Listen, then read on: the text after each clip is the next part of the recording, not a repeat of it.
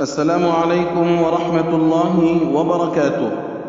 الحمد للہ والصلاة علی رسول اللہ صلی اللہ علیہ وسلم۔ محترم ناظرین، قابل احترام سامعین، ہمارے دیار میں اور بالخصوص ایشیا میں ماہ سفر سے متعلق بہت ساری خرافات اور بے سر و پا باتیں مشہور ہیں، اور عوام ان باتوں کو نہ صرف یہ کہ مانتے ہیں بلکہ پوری قوت کے ساتھ اور پورے اعتقاد کے ساتھ اس پر عمل کرتے ہیں۔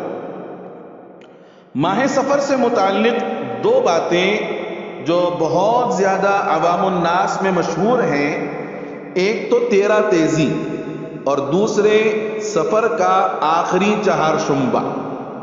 آئیے اس سلسلے میں قرآن و سنت کی روشنی میں کیا حکم ملتا ہے وہ آپ کی خدمت میں پیش کرتا ہوں۔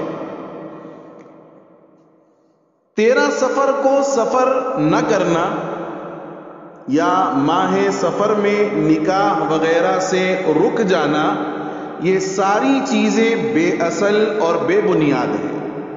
بعض لوگ 13 سفر کو گھر سے باہر جانا یا سفر کرنا ممنوع سمجھتے ہیں، لیکن قرآن و حدیث اور فقہ ان میں سے کہیں سے یہ ثابت نہیں ہوتا کہ 13 سفر کو سفر کرنا جائز نہیں ہے۔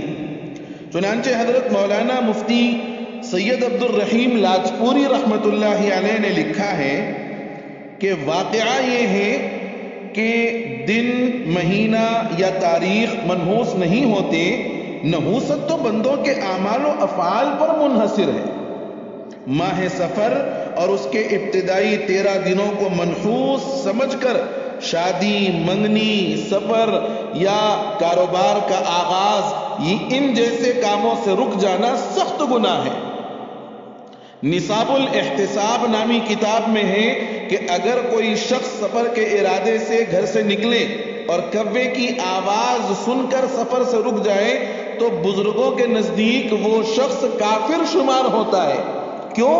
اس لیے کہ اس کا اعتقاد متزلزل ہو گیا۔ مشرکین ماہ سفر کو 13 تاریخوں تک منحوس سمجھتے تھے، اس لیے حضرت صلی اللہ علیہ وسلم نے اس نحوست کی تردید فرمائی۔ لیکن افسوس، آج مسلمان اسلام اور پیغمبر اسلام کے فرمان کے خلاف مشرکین کے عقیدے کی اقتدا کر رہے ہیں۔ افسوس ہے کہ ہم مسلمان ہونے کے باوجود اسلام اور پیغمبر اسلام کے فرمان کے خلاف مشرکین کے عقیدے کی اقتدا کر رہے ہیں، العیاذ باللہ۔ ایک دوسری چیز جو ماہ سفر کے اندر بہت زیادہ مشہور ہے، سفر کا آخری چہارشنبہ۔ بعض لوگ ماہ سفر کے آخری چہارشنبے کو خوشی کی تقریب مناتے ہیں اور مٹھائی وغیرہ تقسیم کرتے ہیں، پارکوں میں جاتے ہیں، ہریالی کھندلتے ہیں، جبکہ یہ سب بلا دلیل ہے۔ لوگوں میں اصلاً یہ غلط بات مشہور ہو گئی ہے کہ اس دن حضرت نبی کریم صلی اللہ علیہ وسلم نے غسل صحت فرمایا تھا اور آپ کے مرض میں افاقہ ہوا تھا، جبکہ یہ درست نہیں ہے۔ حقیقت یہ ہے کہ ان تاریخوں میں 26 سفر وغیرہ کی تاریخ میں آپ کے مرض وفات میں شدت سے متعلق روایات وارد ہوئی ہیں کہ آپ کے مرض میں اضافہ ہو گیا تھا۔ چنانچہ مولانا احمد رضا خان صاحب بریلوی لکھتے ہیں کہ آخری چہارشنبے کی کوئی اصل نہیں ہے، نہ اس دن صحت یابی حضور کا کوئی ثبوت ہے، نہ مرض اقدس جس میں وفات مبارک ہوئی اس کی ابتدا اسی دن سے بتائی جاتی ہے، بلکہ جو مرض آپ صلی اللہ علیہ وسلم کے دنیا سے پردہ فرمانے کا سبب بنا ہے، اس مرض کی ابتدا اسی دن سے بتائی جاتی ہے۔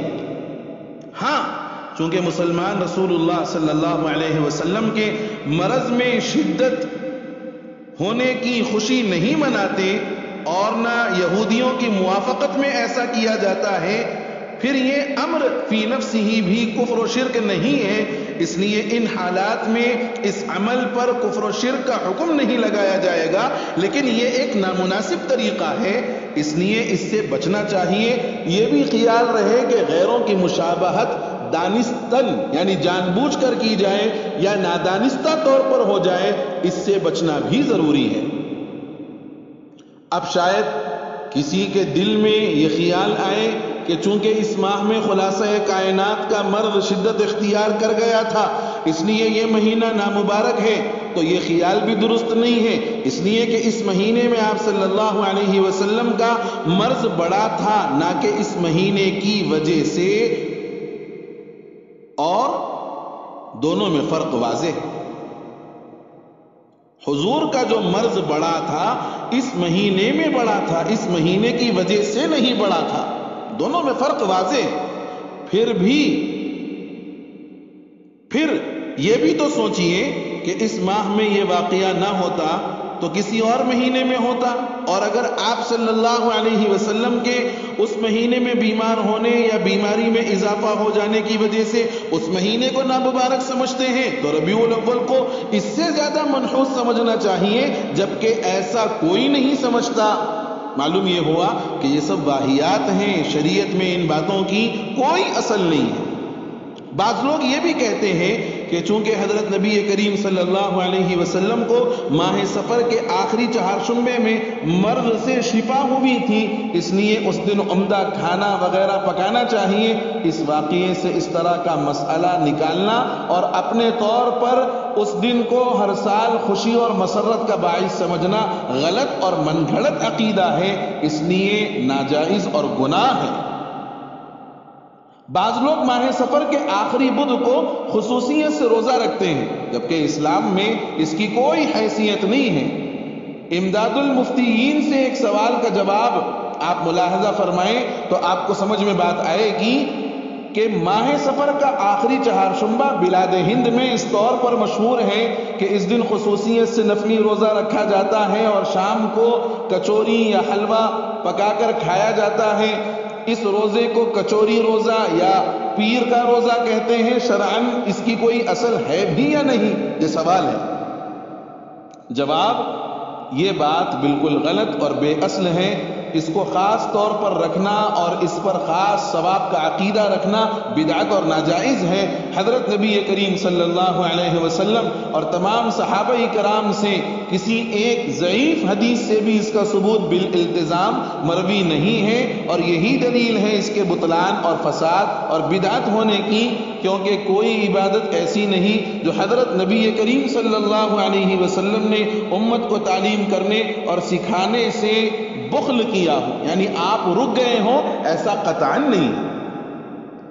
البتہ ایک آخری بات عرض کر کے میں اپنی بات مکمل کرتا ہوں کہ جو بات مشہور ہوتی ہے وقت پر اس کا خیال آ ہی جاتا ہے، لیکن اس خیال پر عمل کرنا یا اس کو دل میں جمائے رکھنا یہ جائز نہیں، بلکہ توکل کو غالب کرے تو باطل خیال فوراً رفع دفع ہو جائے گا انشاءاللہ۔